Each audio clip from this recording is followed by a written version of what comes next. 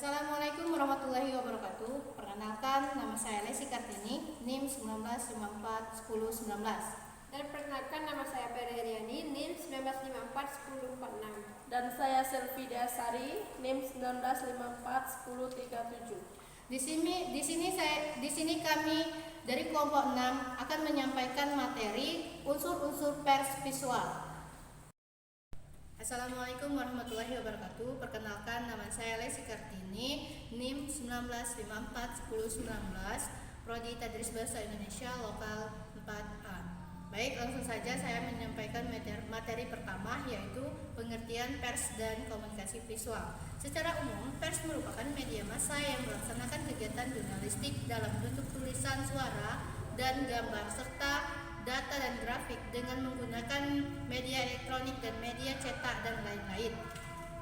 Pers dalam etimologi, kata pers berasal dari bahasa Belanda, sedangkan presse berasal dari Prancis dan press berasal dari bahasa Inggris. Sedangkan kata pers dalam bahasa Latin ialah pressare, dari kata premare yang artinya tekan atau cetak. Pers sebagai pelapor bertindak sebagai mata dan telinga publik, melaporkan peristiwa-peristiwa di luar pengetahuan masyarakat dengan netral tanpa prasangka. Selain itu, pers juga harus berperan sebagai interpreter, wakil publik, peran juga dan pembuat bijaksana atau kebijaksanaan serta advokasi. Sedangkan komunikasi visual atau komunikasi melalui penglihatan adalah sebuah rangkaian proses penyampaian informasi atau pesan kepada pihak lain dengan penggunaan media penggambaran yang hanya terbaca oleh indera penglihatan. Komunikasi visual mengkombinasikannya seni, lambang, tipografi, desain grafis, ilustrasi, gambar, dan warna dalam penyampaiannya. Materi selanjutnya yaitu unsur-unsur pers visual. Yang pertama yaitu jurnalis. Definisi jurnalistik yaitu sebuah proses atau ilmu dalam pengumpulan, penulisan, penyuntingan, dan publikasi berita. Jurnalistik juga disebut dengan kewartawanan. Jurnalistik berasal dari kata jurnal yang artinya catatan. Catatan harian atau catatan tentang peristiwa-peristiwa yang terjadi hari itu, atau dimaknai juga dengan surat kabar. Secara etimologis, jurnalistik berasal dari kata journe. Dalam bahasa Prancis, journe berarti catatan atau laporan harian. Secara sederhana, jurnalistik diartikan sebagai kegiatan yang berhubungan dengan pencatatan atau pelaporan setiap hari. Jurnalistik bukanlah pers, bukan pula massa. Jurnalistik adalah kegiatan yang memungkinkan pers atau media massa bekerja dan diakui eksistensinya dengan baik. Itu menurut Haris Sumadria 2008.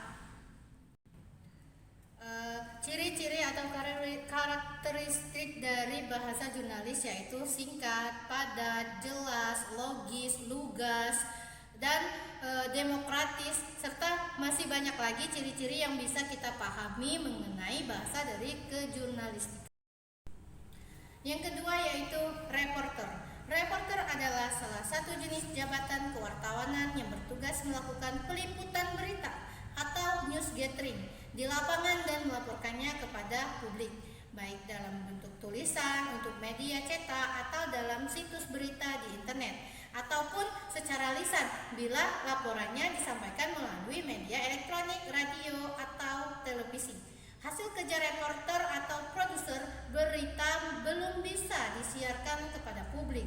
Reporter biasanya memiliki gelar kolese karena ketika menyewa, reporter, editor biasanya mempertimbangkan pekerjaan sebelumnya, meskipun pekerjaan tersebut hanya ditulis untuk sebuah koran pelajar atau sebagai bagian dari internship. Selanjutnya, syarat utama seorang reporter yaitu vitalis. Yang kedua,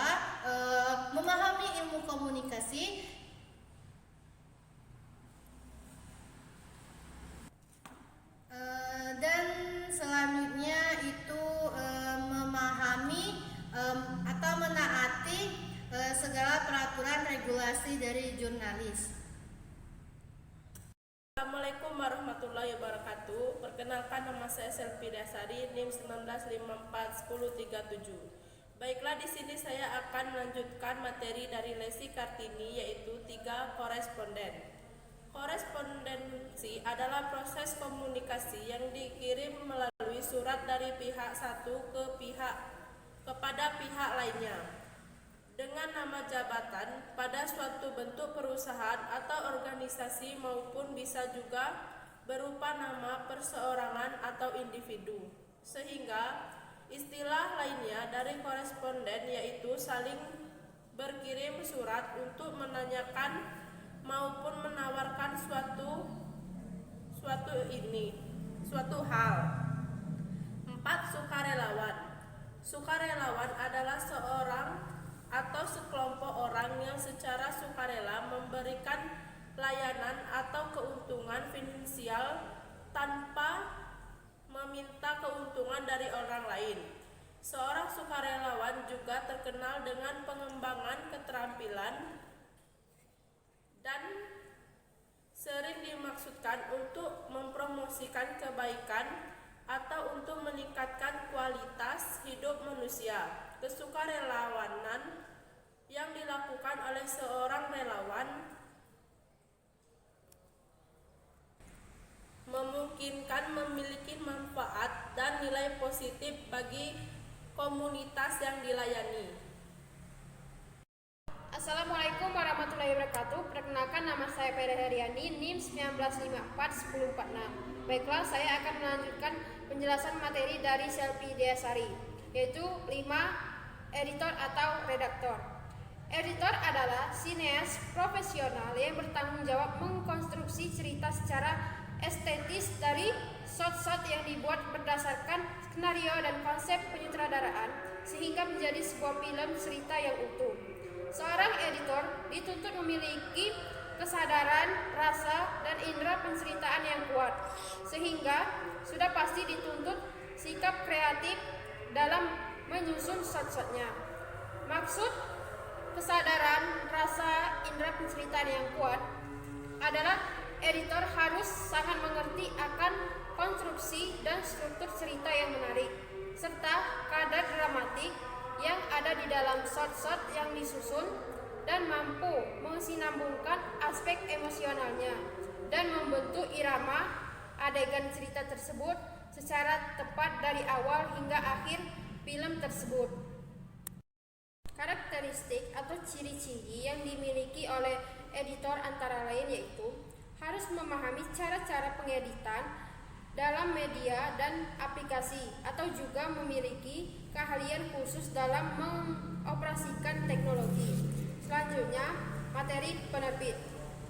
Penerbit adalah seseorang atau lembaga yang melakukan kegiatan pembuatan dan pendistribusian buku dan surat kabar yang diadakan oleh industri yang berkonsentrasi memproduksi dan memperbanyak sebuah literatur dan informasi, atau sebuah aktivitas membuat informasi yang dapat dinikmati oleh publik. Penerbit dari sistem penerbitannya dapat dibedakan sebagai penerbitan umum atau konvensional dan juga penerbitan mandiri atau self-publish, di mana penulis sebagai penerbitnya. Selanjutnya, materi yang terakhir atau materi yang ketujuh tentang percetakan.